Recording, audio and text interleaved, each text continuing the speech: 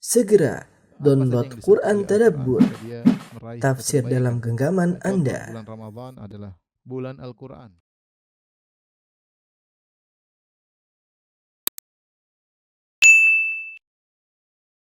Bismillahirrahmanirrahim. Assalamualaikum warahmatullahi wabarakatuh.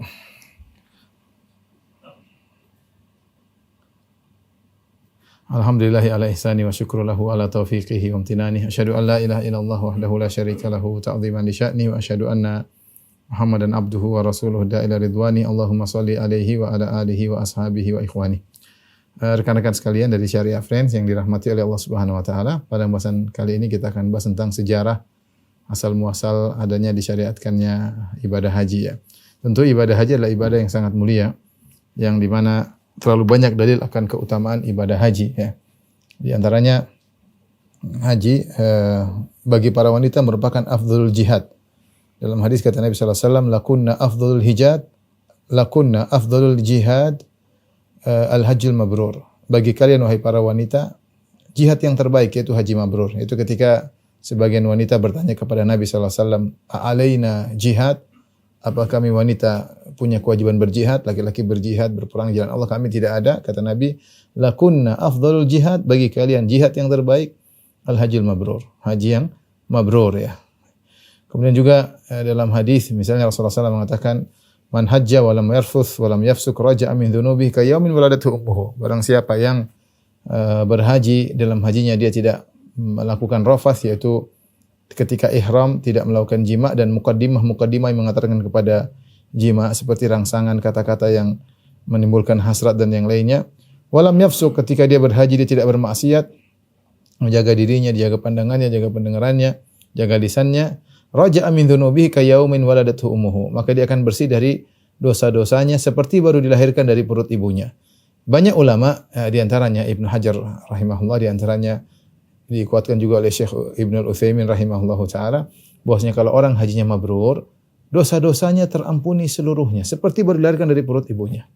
Bahkan zahir daripada hadis ini kata Ibnu Hajar, bahkan tabiat itu dampak-dampak yang timbul di akhirat kala. Misalnya kita punya urusan sama orang, kita punya masalah sama orang, ya, akan disidang oleh Allah pada hari kiamat kala. Tapi kalau kita hajinya mabrur, sampai tabiat, yaitu dampak-dampak yang akan timbul di hari akhirat kelak juga akan diampuni oleh Allah Subhanahu wa taala.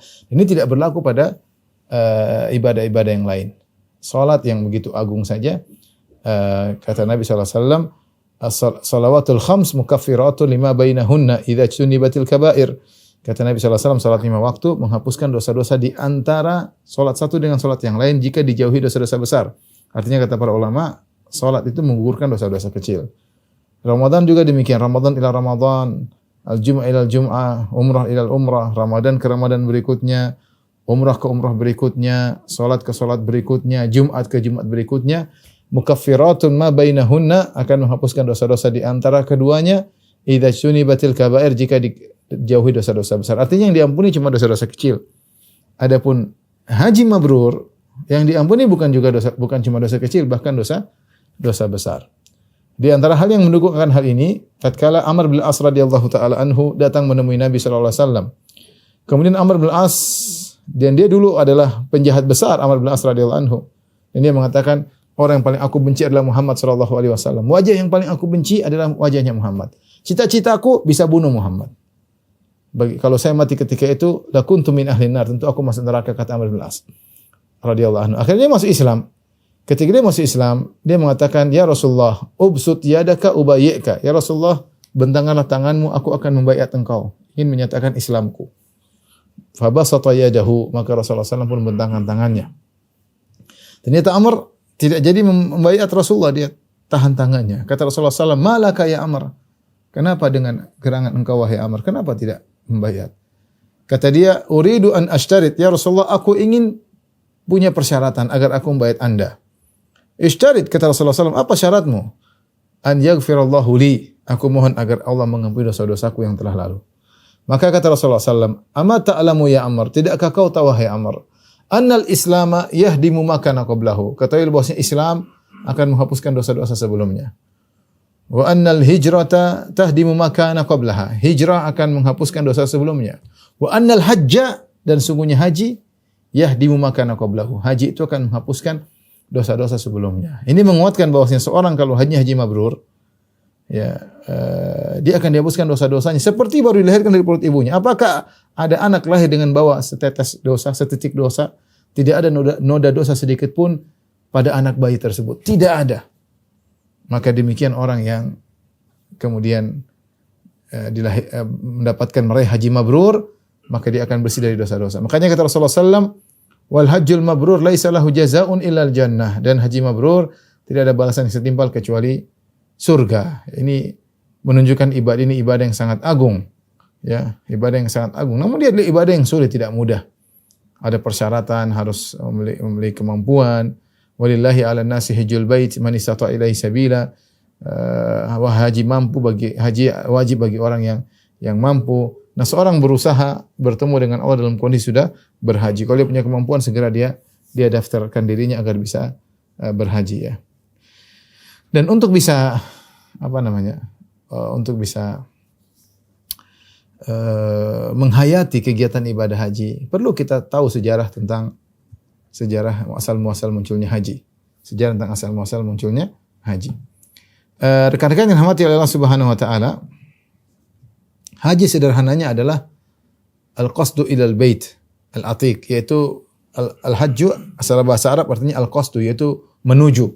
Menuju apa? Menuju ke al-baitil atiq, yaitu menuju Ka'bah untuk melaksanakan ibadah haji. Nah, para ulama berselisih, apakah para anbiya, para nabi seluruhnya berhaji?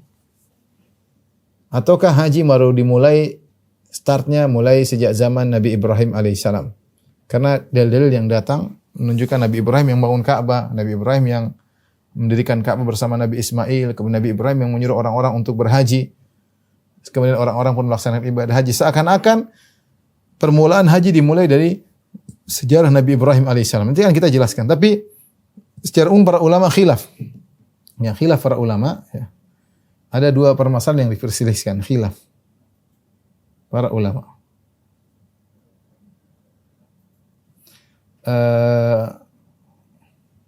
Pada dua perkara.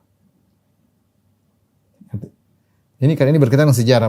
Perkara pertama, siapakah yang bangun Ka'bah?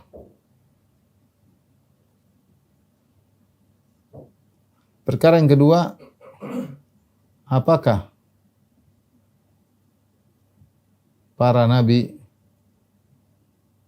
sebelum Nabi Ibrahim juga berhaji alaihissalam?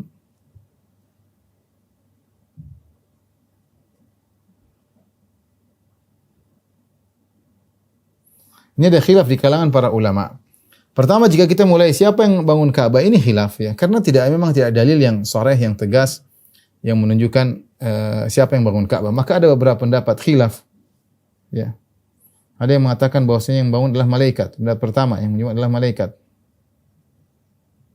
Ada yang mengatakan Nabi Adam alaihissalam.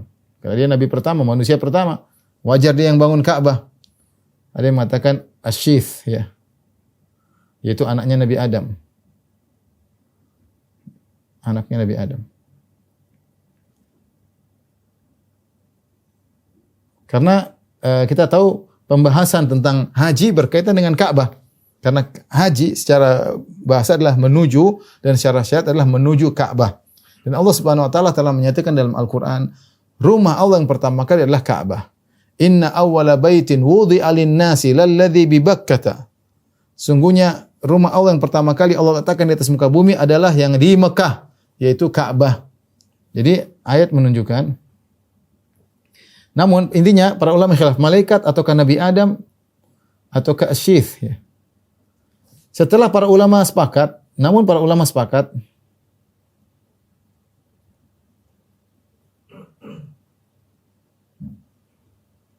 bahwa masjid yang pertama, rumah Allah,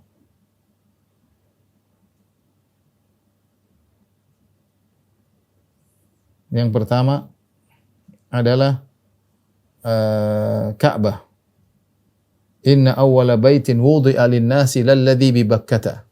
Sungguhnya rumah pertama kali dalam surat Ali Imran, sungguhnya rumah pertama kali yang Allah letakkan sebagai bumi adalah yang ada di Bakkah, yaitu yang di Mekah, yaitu Ka'bah. Kemudian zahir ayat menunjukkan bahwa Ibrahim dan Ismail alaihissalam hanya meninggikan pondasi.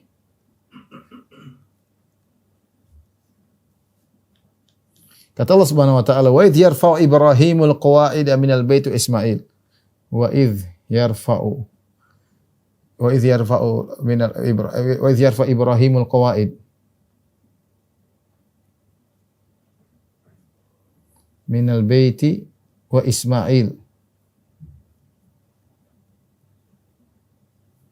Rabbana taqabbal minna innaka samiul alim. Artinya secara bahasa Arab, tatkala Ibrahim mengangkat pondasi dari Ka'bah. Jadi pondasinya sudah ada.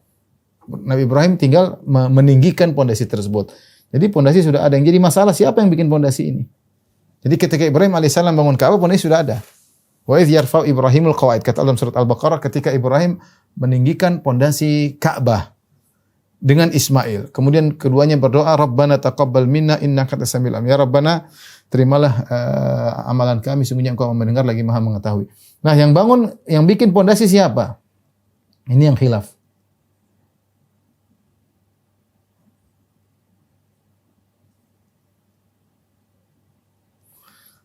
Tadi ada yang mengatakan malaikat, Nabi Adam adalah Syith, yaitu anaknya Nabi Adam alaihissalam. Tetapi semua sepakat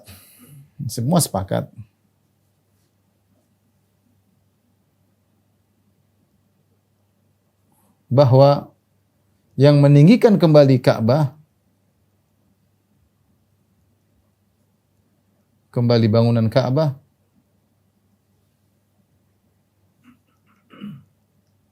adalah Ibrahim dan Ismail.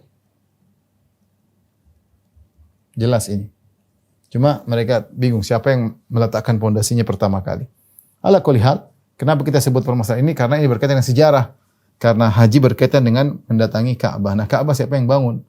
Nah, kalau Ka'bah baru fisiknya ada di zaman Nabi Ibrahim alaihissalam, terus apakah para nabi sebelum Ibrahim juga berhaji? Karena kalau kita bicara sejarah, kapan mulai haji? Maka kita masuk pada permasalahan kedua yang diperselisihkan oleh para ulama. Apakah para nabi sebelum Nabi Ibrahim juga berhaji? Ini juga khilaf di kalangan para ulama, khilaf. Banyak riwayat yang dari Urwah bin Zubair, tidak ada riwayat yang sahih kecuali disebutkan suatu riwayat yang dihasankan oleh Syekh Albani rahimahullahu taala, ada 70 nabi pernah berhaji. 70 nabi pernah berhaji. Ada khilaf, tapi secara kita sebutkan khilaf dengan para ulama.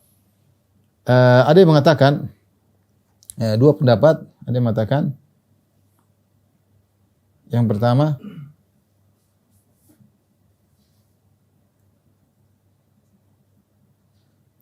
seluruh nabi berhaji. Seluruh nabi berhaji tanpa terkecuali. Tanpa terkecuali. Tidak ada hadis yang menjelaskan hal ini, tapi datang perkataan sebagian salaf. Pendapat yang kedua mengatakan seluruh nabi berhaji kecuali Hud dan Saleh. Datang dalam riwayat dari Urwah bin Zubair. Urwah bin Zubair tabi'in. Dia mengatakan seluruh nabi berhaji kecuali Hud dan Saleh. Kenapa mereka tidak berhaji? Karena mereka sibuk mengurusi dakwahi umat mereka. Nabi Hud sibuk untuk mendakwahi kaum Ad, dan Nabi Saleh sibuk mendakwahi kaum Samud. Padahal Saleh dan Hud dekat dengan jazirah. Ya. Kita tahu bahwasanya tempat Nabi Saleh yaitu sekitar masih berada sekarang di Arab Saudi. Kota namanya kota Al-Ula. Ya kira-kira dari kota Mekah 700 kiloan. 700 kiloan. Maksudnya masih areal, masih bisa lah. Tapi ternyata kata Urwah bin Zubair, semua nabi berhaji kecuali Hud dan Saleh. Nah, kalau kita mengikuti dua pendapat ini, berarti sudah ada nabi-nabi sebelum Nabi Ibrahim yang berhaji. Nabi Ibrahim termasuk belakangan. Kita masih ada nabi-nabi sebelum Nabi Ibrahim, masih banyak. Masih banyak ya. Dan mereka juga berhaji. Jadi mereka berhaji meskipun mungkin fisik Ka'bah sudah ada atau hancur atau tinggal pondasinya, mereka tetap berhaji ke tempat tersebut. Namun ini semua tidak ada hadis yang sahih.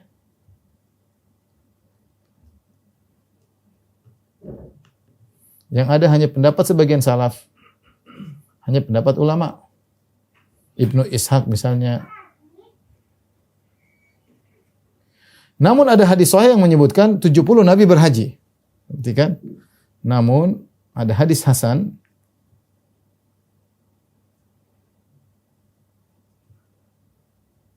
itu derajatnya di bawah sahih. Jadi ada sahih, ada hasan, baru kemudian dhaif. Tapi dia bisa dijadikan hujjah. Hadis yang hasan yang menunjukkan bahwa ada 70 nabi yang berhaji. Saya bacakan hadisnya ya.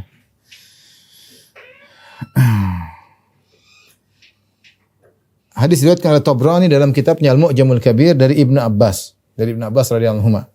Qala Rasulullah sallallahu alaihi wasallam, Rasulullah SAW bersabda, "Shalla fi Masjidil Khaif sab'una nabiyan." Telah salat di Masjid Khaif 70 nabi. Nah, Masjid Khaif itu masjid yang ada dekat sekarang di Jamarat. Kalau kita berada di Jamarat, ya.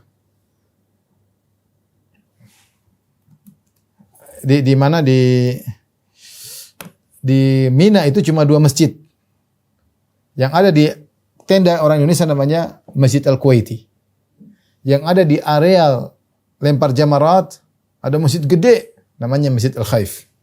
Masjid Al-Khaif. Dahulu di situ ada masjid yang para nabi salat situ, ada 70 orang nabi salat di Masjid Al-Khaif. Kata Nabi SAW, "Shalla fi Masjidil Khaif sab'una nabiyan." 70 nabi salat di situ. Minhum Musa, di antaranya adalah Nabi Musa alaihissalam.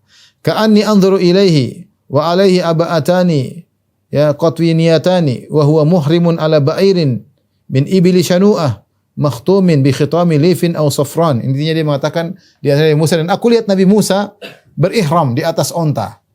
Jadi Nabi Musa juga berhaji. Di antara 70 nabi tersebut di antaranya Nabi Musa alaihissalam.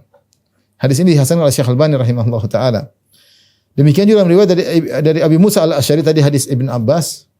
Dari riwayat Abi Musa Al-Asy'ari, beliau berkata Rasulullah sallallahu alaihi wasallam bersabda, "Laqad marra bir-rauha'i sab'una nabiyyan fihim nabiyullah Musa alaihi salam, hufatan alaihim al-aba ya'umuna baitallahil atiq." Ya, telah melewati bir-rauha, satu tempat, lokasi, 70 nabi. Di antara 70 nabi tersebut ada Nabi Musa alaihi salam. Mereka tidak memakai sendal, kemudian mereka menggunakan la'ba, yaitu semacam kain, macam ihram. Ya'umuna baitallahil atiq, dan mereka semua menuju kepada Ka'bah. Jadi hadis yang sahih ada 70 nabi, tapi tidak disebutkan 70 nabi ini. Apakah ada sebelum Nabi Ibrahim ataukah semua setelah Nabi Ibrahim? Yang disebutkan Nabi Musa. Nabi Musa adalah keturunan Ibrahim. Karena Nabi Musa alaihissalam adalah Bani Israel. Kita tahu Nabi Ibrahim alaihissalam, nanti akan diceritakan Nabi Ibrahim alaihissalam nenek moyang para nabi ya. Sebelumnya ada nabi-nabi juga, tapi Nabi Ibrahim alaihissalam di antara anaknya adalah Ismail dan Ishak. Ishak punya anak Yakub, Yakub lah Bani Israel 12, dan nabi-nabi Bani Israel seperti Nabi Isa, Nabi Musa, Nabi Zakaria, Nabi Yahya, Nabi banyak sekali ya. Nabi Daniel dan Nabi Dzulkifl, Nabi Ayub, itu semuanya lah Bani Israel. Semuanya Bani Israel. Nah, di sini hadis yang sahih menyebutkan 70 orang nabi berhaji. Yang jadi masalah apakah ini yang datang dalam hadis yang sahih cuma ini? Namun pertanyaan tidak dijelaskan. Tidak dijelaskan bahwa apakah nabi-nabi tersebut, apakah di antara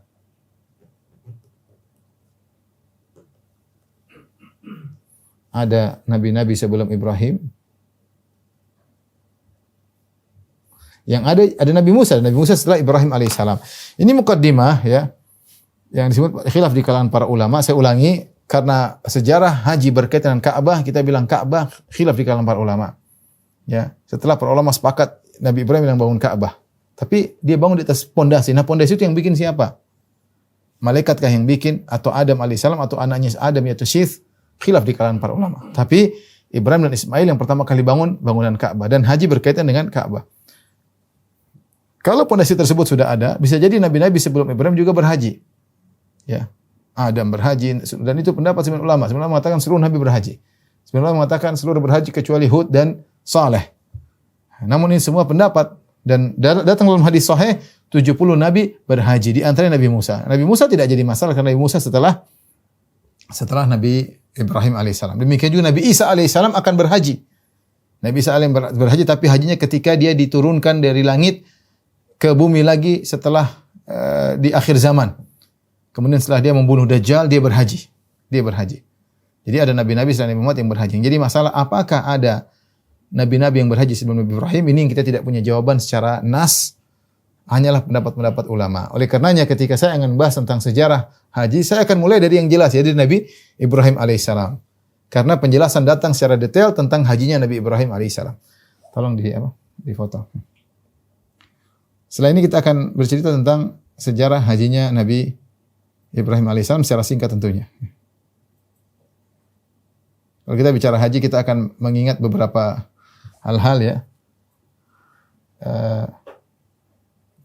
Simbol-simbol haji ya. Kalau kita bicara haji,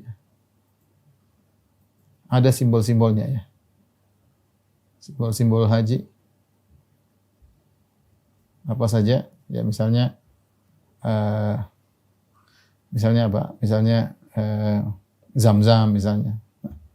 Kalau bicara Zam-zam, Ka'bah ya. Kemudian di antaranya misalnya tawaf ya.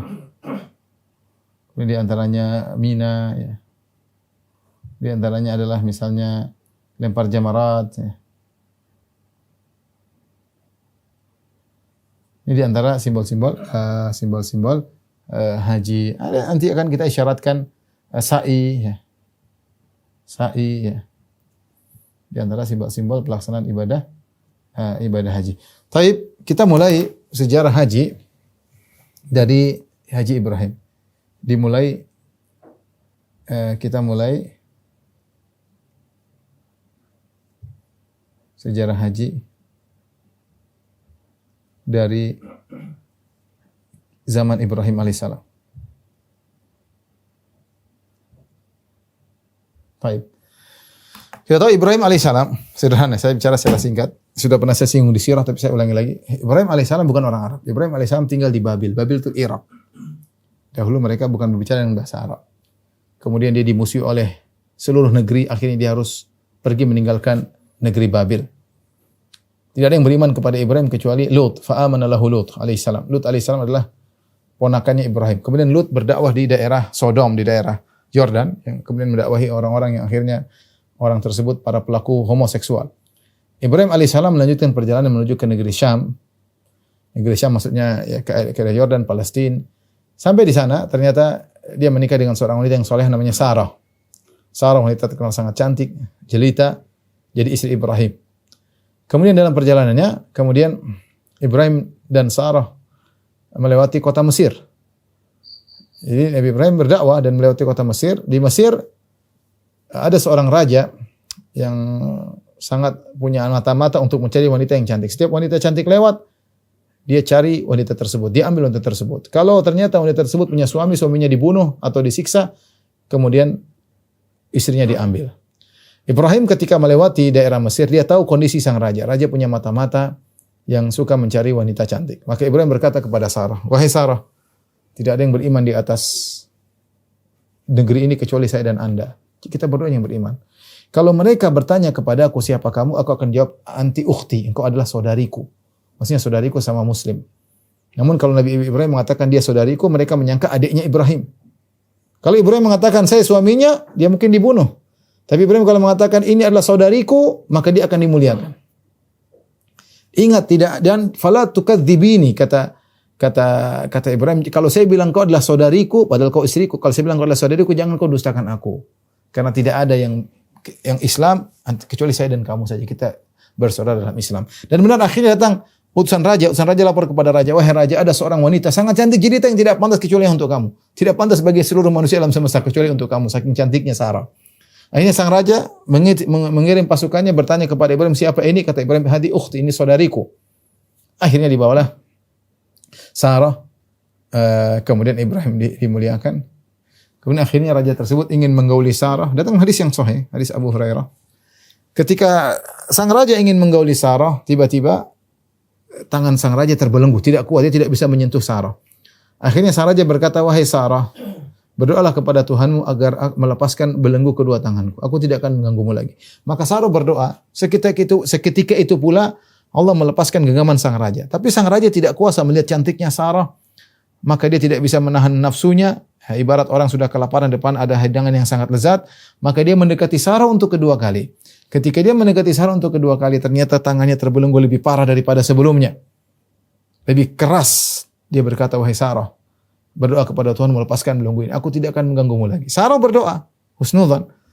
Ketika terlepas belenggunya, dia tidak kuasa menahan hawa nafsunya. Dia ingin menggauli Sarah untuk ketiga kalinya. Ternyata tangannya lebih kuat lagi dibelenggu oleh Allah daripada kedua kali sebelumnya. Akhirnya berkata, "Wahai Sarah, saya tobat, saya tidak akan ganggu kau lagi. Berdoalah kepada Tuhan agar melepaskan belengguku." Akhirnya Sarah berdoa. Ketika Sarah berdoa, maka terlepaslah belenggu raja. Kemudian raja mengatakan kepada anak buahnya, "Kalian tidak mendatangkan kepadaku wanita, kalian mendatangkan syaitan, ini tidak bisa diapa-apain." Akhirnya raja memuliakan Sarah karena dia melihat ini ajaib, wanita ini tidak bisa disentuh. Kata Nabi SAW, "Fa akhdamaha Hajar." Maka sang raja pun memberi hadiah berupa wanita namanya Hajar untuk menjadi pembantu Sarah. Untuk menjadi pembantu Sarah. Maka pulanglah Hajar menemui Ibrahim dengan bawa wanita lain namanya Hajar. Maka kemudian mereka hidup di negeri Syam dengan 3 anggota keluarga, Ibrahim, Sarah, dan pembantu Sarah yaitu Hajar. Sarah melihat Ibrahim tidak punya anak, dia kasihan sama suaminya, maka dia pun menghadiahkan pembantunya kepada Nabi Ibrahim alaihissalam untuk dinikahi. Maka akhirnya Ibrahim menikah dengan Hajar. Ibrahim menikah dengan Hajar. Ketika Nabi Ibrahim menikah dengan Hajar, punya anak namanya Ismail. Ya, tadinya Sarah tidak cemburu kepada Hajar, tapi ketika Hajar punya anak, artinya Hajar punya sesuatu yang tidak dimiliki oleh Sarah. Padahal kalau kecantikan Sarah lebih cantik. Ya. Dan ini statusnya pembantu. Dihadiahkan oleh Sarah kepada Ibrahim. Namun ketika Hajar punya anak, mulailah cemburu Sarah luar biasa. Maka Sarah pun bersumpah sempat ingin melukai Hajar. Ya. Akhirnya Allah memerintahkan Hajar untuk pergi meninggalkan meninggalkan Syam menuju kota Mekah. Inilah asal muasal timbullah sejarah ibadah haji. Nah, Ibrahim tidak marah kepada Sarah karena Sarah adalah wanita salehah. Tapi dia cemburu, ya. Dia cemburu, ya.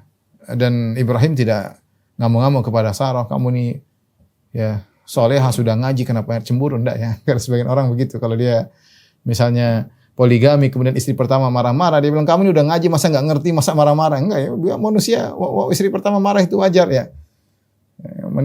Istri pertama itu wajar. Artinya cemburu antara madu dengan madu yang lainnya itu wajar. Makanya Aisyah radhiyallahu taala ketika cemburu mukul tangan pembantu, kemudian piring Ummu Salamah kemudian pecah, Nabi tidak marah kepada Aisyah. Kata Nabi SAW, "Gharat ummukum." Aisyah ini melakukan kesalahan karena cemburu ya. Karena cemburu. Maka seorang lelaki harus sadar jika istrinya marah, ngomel, melakukan tindakan yang salah karena saking cinta kepadanya, maka jangan dia marahin. Misalnya kalau ada seorang istri kita mendapati antum lah, jangan istri saya, istri antum lah. Kemudian pegang HP antum ternyata ada foto wanita atau ada nomor wanita, kemudian dia marah, dia banting. Berarti dia cemburu dong. Iya, antum jangan marahin dia. Berarti dia melakukan kesalahan karena saking cinta sama antum ya. Lihat kalau HP-nya murah biarin ya, kalau HP-nya mahal ya perhitungan lah. Tapi intinya maksud saya, dia marah, dia cemburu karena cinta kepada kita. Ngapain kita marah orang yang saking cinta kepada kita kemudian melakukan kesalahan? Kesalahan dia timbul karena saking cinta, saking sayang kepada kita. Ibrahim alaihissalam tidak marah kepada Sarah. Nabi SAW tidak pernah marah kepada Aisyah karena mereka melakukan kesalahan akibat kecemburuan. Taib, akhirnya hadis panjang diriwayatkan oleh saya sebutkan secara singkat saja. Hadis Ibnu Abbas radhiyallahu anhu dalam Sahih Al-Bukhari. Awwala man ittakhadha mintaqan Ummu Ismail. Ittakhadhaha litu'affiya atharaha ala Sarah. Jadi ketika Hajar kabur, dia kabur pertama kali, dia pakai mintak. Mintak itu semacam tali yang digunakan di ikat pinggang dia julurkan di belakang untuk menutup bekas jejak kakinya agar tidak diketahui oleh Sarah. Kemudian dia pergi. Dia pergi, setelah itu ditemani oleh Ibrahim alaihissalam. Pergi kemana? Atas perintah Allah Subhanahu wa taala, pergi menuju ke Mekah. Berangkatlah Ibrahim menemani istrinya Hajar bersama si kecil Ismail, ya, agar terhindar dari kecemburuan Sarah. Dan ini perintah Allah Subhanahu wa taala. Allah yang perintahkan Nabi Ibrahim untuk bawa Hajar. Dan demikian Allah punya tujuan, tapi skenarionya sudah Allah takdirkan. Takdirnya Sarah cemburu, Ibrahim harus, karena Allah ingin Sarah tetap di negeri Syam karena akan muncul nabi-nabi dari keturunan Sarah, yaitu Ishak, Yakub dan nabi-nabi Bani Israel yang kebanyakan mereka di negeri Syam. Tapi Allah juga ingin ada nabi yang ada di Jazirah Arab melalui keturunan Ismail. Sementara Ibrahim dan Ismail bukan orang Arab. Terus bagaimana caranya? Ya terjadilah kecemburuan ini. Akhirnya Allah menyuruh Ibrahim membawa Ismail ke Mekah. Pergilah Ibrahim bersama Hajar dengan putranya Ismail menuju ke Mekah. Sampailah mereka di lembah Ka'bah sekarang ini. Ketika sampai di sana, Ibrahim kemudian meninggalkan Hajar dan putranya Ismail, dibiarkan diletakkan dengan bekal dua kantong. Satu kantong isinya korma, satu kantong isinya adalah air. Kemudian Ibrahim balik. Ketika Ibrahim balik, maka Hajar mengejarnya. Dia melihat keanehan pada suaminya. Bagaimana suaminya meninggalkan dia dan putranya? Dia mengatakan, wahai Ibrahim, atatrukuna bihadzal wadi alladzi laisa fihi ins wala syai'. Wahai suamiku Ibrahim, kau tinggalkan aku dan putramu di lembah yang gersang, tidak ada manusia, tidak ada apa-apa di sini, tidak ada tumbuhan, tidak apa-apa. Ibrahim tidak menjawab, dia terus melangkahkan kaki. Apakah Ibrahim cuek? Tidak, ini perintah Allah. Meskipun itu berat bagi dia, bagaimana tidak berat? Ini anak dia tunggu puluhan tahun. Jadi nikah dengan Sarah tidak punya anak puluhan tahun. Dan dia sudah nikah dan punya anak, mungkin kita itu kalau tidak salah umurnya 80 tahun baru punya anak Ismail. Jadi ini anak yang dia nanti-nantikan. Ketika baru lahir, Allah menguji Ibrahim pada perkara yang sangat dia cintai, yaitu anaknya. Istrinya yang dia cintai. Kemudian dia tinggalkan. Ibrahim cuek, pergi aja. Hajar mengajar lagi. Dia mengatakan, Ibrahim, kau tinggalkan kami di lembah yang seperti tidak ada manusia, tidak satu pun, istrimu dan anakmu. Ibrahim cuek aja. Ketiga kali dipanggil lagi, Ibrahim cuek saja, Hajar paham. Inilah istri soleha. Tidak mungkin suaminya begini kecuali ada sesuatu. Dia mengatakan, Allahu amaraka bihada. Apakah Allah yang perintahkan engkau melakukan ini? Kata Ibrahim, na'am. Benar. Idzan la yudayyi'una. Kalau begitu Allah tidak akan meninggalkan kami. Ibrahim pergi. Ketika sampai di sebuah semacam gunung kecil, dia balik menghadap ke istri dan anaknya. Kemudian dia mengangkat kedua tangannya. Dia berdoa dengan doa yang Allah abadikan dalam Al-Quran. Wa idh qala Ibrahim Rabbi ja'al hadzal balada amina wa junubni wa bani an na'budal asnam, dan seterusnya. Rabbi ja'alni Rabbana inni askantu min dzurriyyati biwadin ghairi dzi zar'in inda baitikal muharram Rabbana liyuqimus shalah. Ya Allah, aku meletakkan anakku di lembah yang tidak ada tumbuhan agar mereka menegakkan salat. Faj'al afidatan minan nasi tahwi ilaihim. Jadikanlah hati manusia cenderung kepada mereka. Warzuqhum minas tsamarati la'allahum yashkurun. Berilah rezeki buah-buahan kepada mereka ini kota gersang, tapi Nabi Ibrahim berdoa, berikanlah rezeki kepada mereka, semoga mereka bersyukur.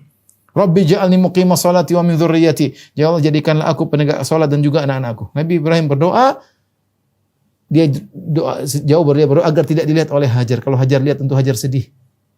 Maka dia menjauh. Setelah menjauh, istri dan anaknya tidak melihat, maka dia pun berdoa. Kemudian dia balik menuju ke negeri Syam, meninggalkan istrinya.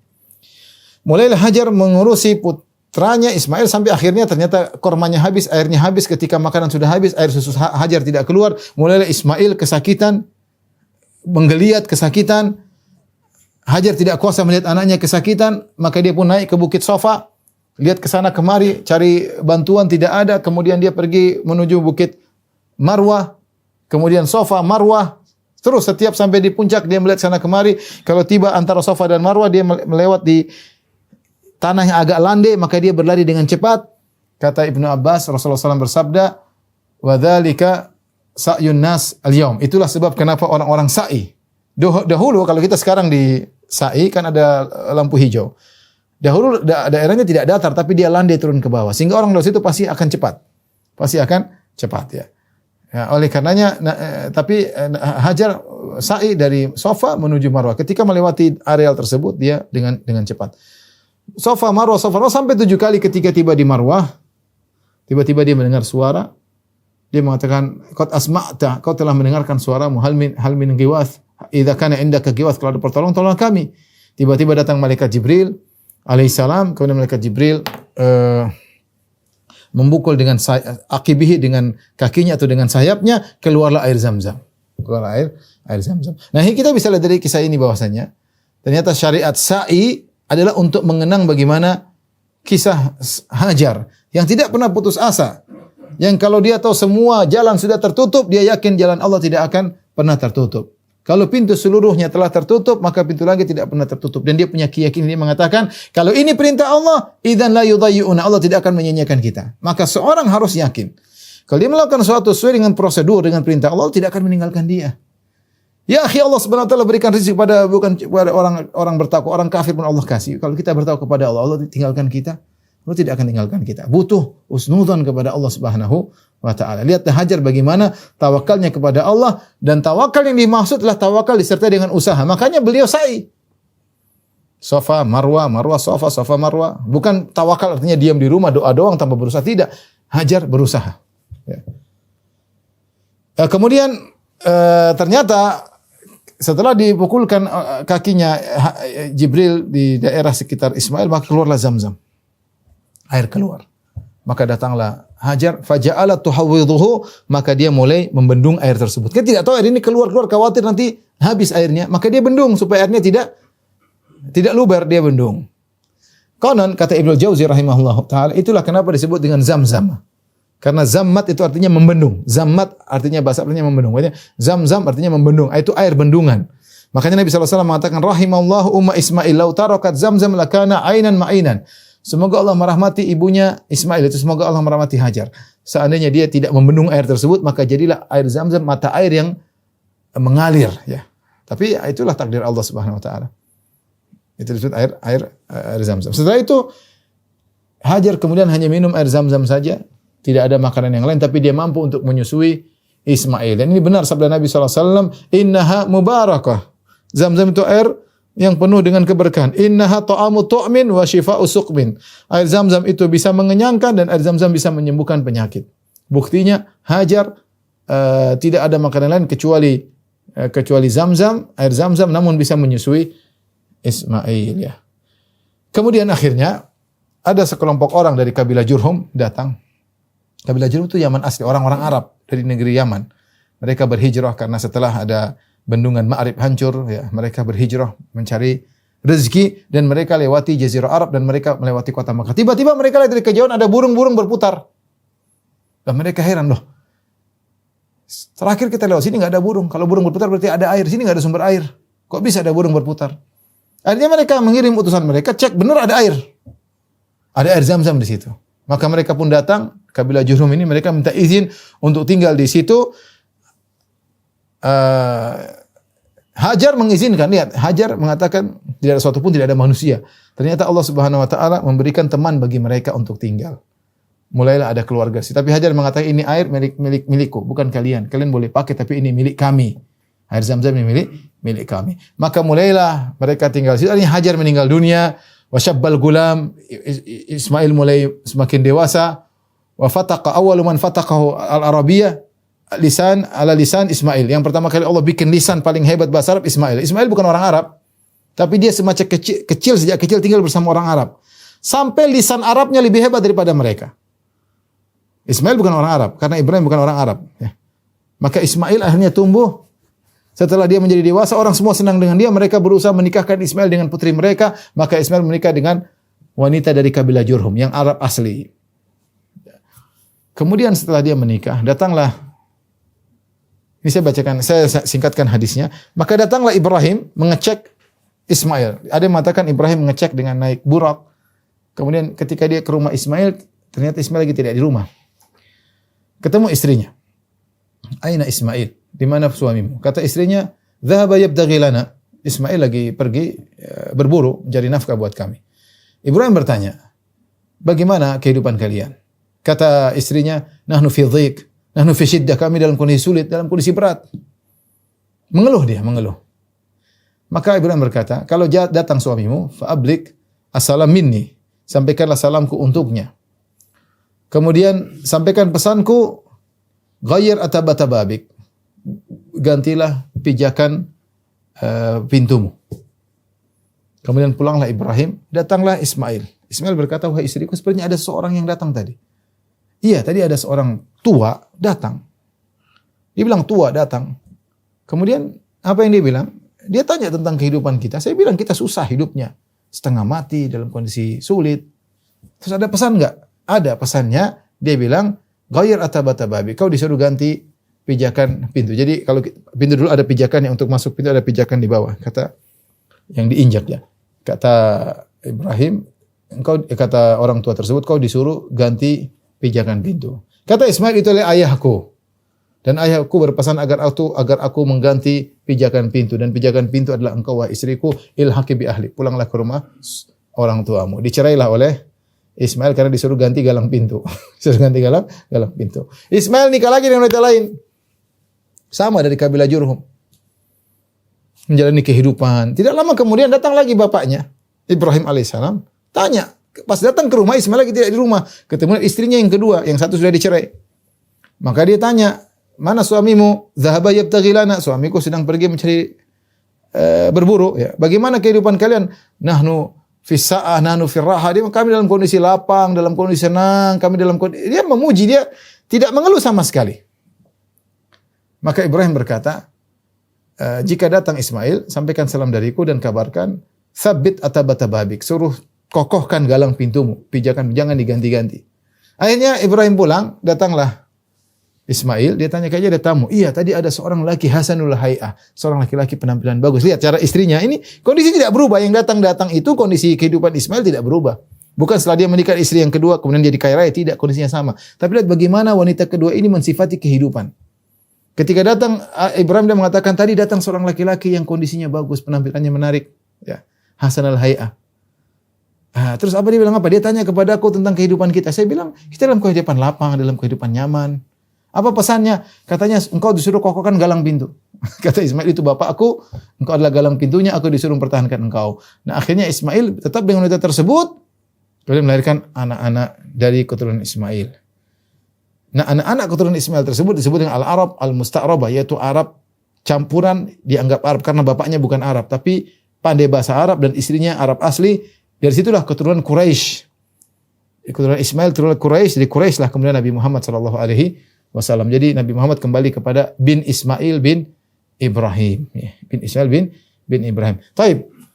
Akhirnya berapa lama kemudian datang lagi Ibrahim. Ketika Ismail sedang meruncingkan anak panahnya di bawah sebuah pohon, tiba-tiba Ibrahim datang, kemudian Ismail melihat, inilah ayahnya sudah lama tidak bertemu. Kemudian Ismail pun berdiri, kemudian mereka saling berpelukan seperti ayah berbuat kepada anak, anak berbuat kepada ayah. Kemudian Ibrahim berkata, wahai putraku, sungguhnya Allah telah merintahkan kepadaku dengan suatu perintah. Hal tu'inuni, kau bantu aku untuk menjalankan perintah tersebut? Kata Ismail, iya ya ayah. Aku diperintahkan untuk membangun di sini Ka'bah. Akhirnya keduanya pun bangun Ka'bah. Mulailah dibangunlah Ka'bah, angkat batu, diletakkan di pondasi yang sudah ada, diletakkan. Ketika Ka'bah sudah mulai meninggi, Ibrahim minta pijakan kaki. Yang disebut dengan maqam Ibrahim. Dia mijak di atas pijakan tersebut, kemudian dia angkat batu, taruh di atas. Nanti pindah lagi pijakannya terus, ya, sampai ada bekas telapak kaki Ibrahim di atas batu tersebut, disebut dengan maqam Ibrahim. Maqam Ibrahim bukan makam, bukan kuburan. Maksudnya maqam artinya tempat berdirinya Ibrahim. Jangan orang salah sangka maqam Ibrahim tempat kuburannya Ibrahim, bukan. Maqam artinya tempat berdirinya Ibrahim alaihi salam. Setelah Nabi Ibrahim selesai mendirikan Ka'bah, Allah perintahkan, wa adzin fin nasi bil haji ya'tuka rijalan wa ala kulli dhamirin ya'tina min kulli fajjin amik liyashhadu manafi alam. Dalam surat Al-Hajj Allah sebutkan. Allah perintahkan kepada Ibrahim, muadzin fin nasi bil hajj, wahai Ibrahim, berilah pengumuman kepada manusia untuk datang kepada rumahku, pada Ka'bah yang telah kau bangun. Ya. Ya'tuka rijalan, niscaya mereka akan datang kepada engkau dengan berjalan kaki. Wa ala dhamirin, dan ada yang naik kendaraan. Ya'tina min kulli fajjin amik, mereka akan datang dari segala penjuru. Allah bilang demikian. Liyashhadu manafi alam, agar mereka datang menyaksikan manfaat-manfaat bagi mereka, manfaat duniawi, manfaat iman, manfaat agama dengan pelaksanaan ibadah haji tersebut. Ibrahim berkata, ya Allah, ya Rabbi, ya, Bagaimana aku bisa menyampaikan kepada mereka? Wa sauti la yanfudhuhum. Suaraku tidak akan sampai kepada mereka. Allah mengatakan sampaikan wa alainal balak. Maka sampaikan saja, yang akan menyampaikan adalah kami, kata. Yang penting kau kasih pengumuman. Maka Ibrahim berkata, ya ayuhan nas, inna rabbakum qad ittakhadha baitan fahujjuh. Wahai manusia sekalian, sungguhnya Rabb kalian telah membuat sebuah rumah, maka datangilah. Maka Ibnu Katsir menyebutkan riwayat ini bahwa semua orang yang dicatat untuk melaksanakan ibadah haji akan sampai suara Ibrahim kepada mereka. Bahwasanya kalian dipanggil untuk melaksanakan ibadah haji. Makanya ketika jemaah haji datang, mereka syiarnya apa? Labbaik Allahumma labbaik, labbaik la syarika laka labbaik. Artinya Allah, aku penuhi panggilanmu. Karena Ibrahim yang umumkan, datang sini sana. Allah suruh umumkan datang kepada rumah Allah. Sehingga seorang yang datang pasti bertalbiyah. Labbaik Allahumma labbaik. Ya Allah, aku penuhi panggilanmu dengan penuh semangat. Labbaik itu artinya memenuhi panggilan dengan semangat. Bukan malas-malasan. Labbaik itu aku memenuhi panggilan engkau dengan semangat. Labbaik la syarika laka labbaik. Ya Allah, tidak ada sekutu bagimu. Innal hamda wa ni'mata laka wal mulk la syarika lak. Sungguhnya segala kenikmatan, segala kerajaan, ya, segala pujian hanyalah untukmu, tidak ada sekutu bagimu. Itulah kenapa para jemaah haji, para jemaah umrah disebut dengan tamu-tamu Allah. Kata Nabi SAW, al-hujjaj wal ummar wafdullah da'ahum fa'ajabuh sa'aluhu fa'atahum. Kata Nabi SAW, para jemaah haji, para jemaah umrah adalah tamu-tamu Allah. Allah undang mereka, mereka datang. Mereka minta pada Allah, Allah berikan permintaan mereka. Sering saya sampaikan, maka Anda yang datang ke sana tamu-tamu Allah, beradablah sebagai adab tamu di hadapan tuan rumah. Niscaya tuan rumah akan memberi hidangan jauh daripada yang Anda inginkan. Ya. Jadi itulah jemaah haji, jemaah umrah, mereka adalah tamu-tamu Allah Subhanahu wa taala. Tapi ini berkaitan kenapa harus datang ke ini awal muasal, kemudian terjadilah ibadah haji yang kita kenal sekarang. Mulailah ibadah haji dilakukan oleh Ismail, kemudian oleh orang Quraisy. Maka ibadah haji itu dikenal oleh orang-orang Arab jahiliyah sebelum lahir Nabi Muhammad SAW. Mereka kenal dengan ibadah haji. Hanya saja orang-orang Arab kemudian melakukan bid'ah dan kesyirikan dalam melaksanakan ibadah haji. Di antaranya mereka meletakkan patung-patung yang banyak di sekitar Ka'bah. Ada 360 patung yang ditaruh di sekitar Ka'bah. Ya. Jadi Ka'bah adalah pusat, istilahnya apa ya? Wisata religi yang ingin minta kepada berhala ini ada lengkap. 360 berhala di sekitar Ka'bah. Dan itu dihancurkan oleh Nabi ketika Fatu Makkah. Kemudian mereka melakukan bid'ah, di antaranya bid'ah yang mereka lakukan. Mereka kalau tawaf di Ka'bah, mereka tidak mau tawaf dengan baju yang mereka pakai. Karena kalau mereka bilang ini baju saya sudah pakai untuk bermaksiat, tidak pantas saya gunakan untuk tawaf. Terus bagaimana? Saya beli baju baru. Kalau ada baju baru, saya pakai untuk tawaf. Kalau nggak ada kain baru, saya pinjam sama orang Quraisy yang tinggal di Mekah. Kalau tidak dipinjemin, saya tawaf telanjang. Akhirnya banyak di antara mereka tawaf telanjang. Dan tawaf telanjang tersebut adalah sebagai bentuk pengagungan terhadap Allah menurut mereka. Karena tidak pantas mereka bertawaf dengan baju yang penuh maksiat, maka mereka tawaf telanjang. Di antara bid'ah yang mereka lakukan adalah orang-orang Quraisy. Mereka ketika wukuf di Padang Arafah, mereka tidak mau wukuf di Padang Arafah. Mereka maunya wukuf di Muzdalifah. Kenapa? Karena Ka'bah, di sekeliling Ka'bah ada tanah haram. Setelah tanah haram, tanah halal. Di antara tanah halal adalah Padang Arafah. Tanah haram maksudnya tidak boleh berburu, tidak boleh ini, namanya tanah haram. Tanah haram Mekah. Setelah tanah haram Mekah ada batas-batasnya adalah tanah halal. Tanah halal boleh berburu dan tidak berlaku aturan-aturan dalam tanah haram. Di antara tanah halal adalah Padang Arafah. Nah, orang-orang Quraisy mengatakan, kami tidak mau, kami ini penghuni kota Mekah dan kami tidak mau berhaji di tanah halal. Sehingga mereka ketika tanggal 9 Dzulhijjah mereka wukufnya di Muzdalifah. Jadi bid'ah yang mereka lakukan lagi. Di antaranya kesyirikan yang mereka lakukan, kalau mereka tawaf, mereka bertalbiyah labbaik Allahumma labbaik, labbaik la syarika laka labbaik illa syarikan huwa lak tamliku wa malak. Rasulullah mengatakan, wailakum qad dalam Sahih Muslim. Kata Nabi, berhenti, jangan kalian lanjutkan talbiyah kalian. Cukup kalian mengatakan labbaik Allahumma labbaik, labbaik la syarika laka labbaik. Ya Allah, kami penuhi panggilanmu, ya Allah, tidak ada sekutu bagimu. Kata Nabi, cukup, jangan tambahin lagi lafalnya. Mereka tambah lagi. Kata mereka, illa syarikan huwa lak tamliku wa malak, kecuali sekutu yang itu milikmu dan kau izinkan kami untuk mengambil sekutu tersebut yang kau menguasainya dan tidak menguasai apa-apa. Artinya mereka mengatakan, ya Allah, tidak ada syirik, tidak ada sekutu bagimu, tidak ada syirik kecuali syirik yang kau izinkan. Gampangannya demikian. Jadi inilah sehingga ketika Nabi SAW mau berhaji pada tahun 10 Hijriah, Nabi tidak langsung haji. Nabi utus Abu Bakar untuk haji duluan, Abu Bakar dan Ali. pada tahun 9 Hijriah. Untuk beri pengumuman, la yahujjul musyrik ba'da am hadza wa la yatufu bil baiti uryan. Setelah tahun ini enggak ada lagi orang musyrik yang boleh berhaji. Dan setelah tahun ini tidak boleh lagi ada orang tawaf telanjang. Kenapa? Karena Rasulullah ingin steril. Ketika tahun 10 Hijriah Nabi berhaji, tidak ada lagi bid'ah, tidak ada syirik-syirik, sehingga Nabi berhaji cuma sekali. Setelah Nabi diangkat menjadi Nabi cuma berhaji sekali, dan itu disebut dengan hajatul wada, haji perpisahan, dan itulah yang diikuti oleh kaum muslimin. Ini sejarah haji. Adapun berkaitan dengan sejarah lempar jamarat, maka telah datang dalam dalam hadis, ya. Kata Ibnu Abbas radhiyallahu ta'ala anhuma dari Nabi sallallahu alaihi wasallam, "Lamma ata Ibrahimu Khalilullah al-manasik." Ketika Ibrahim melewati tempat-tempat manasik haji, yaitu ke Mina, aradallahu syaitan inda jamratil aqabah. Tiba-tiba syaitan menggoda Ibrahim agar tidak melanjutkan ibadahnya. Faramahu, di pertama kali syaitan mengganggu di jamratul aqabah. Jamratul aqabah itu lempar yang kita lempar pada tanggal 10 Zulhijjah. Maka faramahu bi sab'i hasayatin. Maka Ibrahim pun melempari dengan 7 kerikil hatta sakha fil ard, kemudian dia lenyap dalam bumi. Tsumma aradalahu indal jamrati tsaniyah. Nabi Ibrahim jalan lagi untuk melaksanakan manasik, tiba-tiba muncul lagi syaitan di jamrah kedua, menggoda lagi. Entah apa yang disebutkan, dikatakan menggoda Ibrahim. Faramahu bi sab'i hasayatin hatta sakha fil ard. Dia lempar lagi 7 kerikil, akhirnya hilang semua ke bumi. Tsumma aradalahu indal jamrati tsalitsah. Kemudian datang lagi jamrah yang ketiga.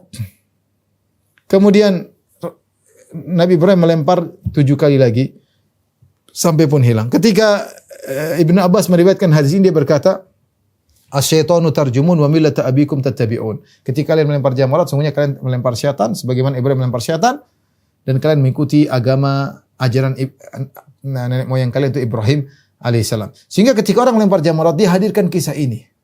Bahwasanya betapa sering kita kalah dengan godaan syaitan.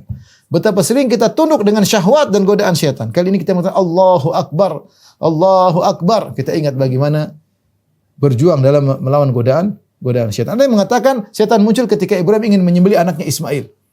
Datang syaitan menggoda-goda, kamu ngapain menyembelih anakmu? Kamu kenapa tidak minta permintaan? Maka dia lempar.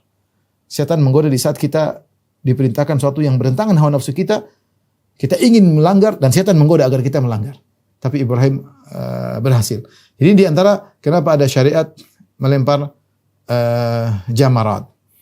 Ikhwan dan akhwat yang dirahmati Allah Subhanahu wa taala, inilah kira-kira sejarah tentang haji, dan haji akan terus berlanjut sampai menjelang hari kiamat. Bahkan setelah Ya'juj dan Ma'juj keluar, akan ada haji. Kata Rasulullah SAW, "La yuhajjanna hadzal baitu wa la yu'tamaranna ba'da khurujil Ya'juj wal Ma'juj."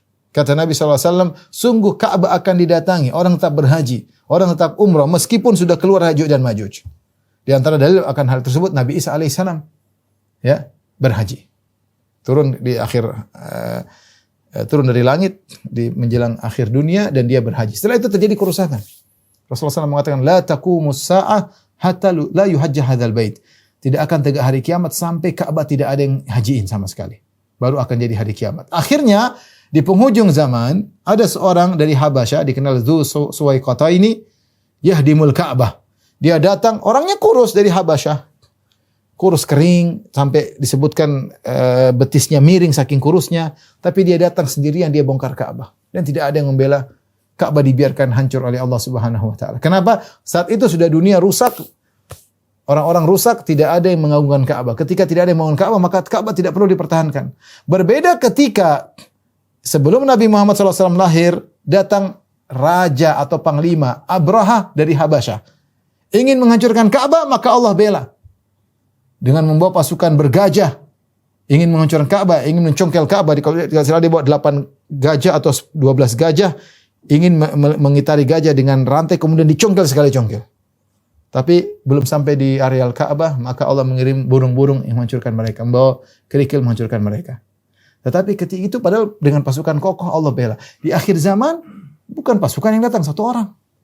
Kurus kerempeng, sampai betisnya bengkok, dari Habasyah, berkulit hitam, dia menghancurkan Ka'bah dan tidak ada yang bela. Itulah saat menjelang hari kiamat, dan sudah tidak ada haji lagi ketika itu. Wallahu a'lam bishawab. Mungkin sampai di sini saja rekan-rekan yang dirahmati Allah Subhanahu wa taala kajian kita. Mohon maaf, insyaallah kita lanjutkan pada kesempatan yang lain. Pada kawan-kawan sekalian, saya Pamit undur diri. Wabillahi taufiq wal hidayah. Assalamualaikum warahmatullahi wabarakatuh.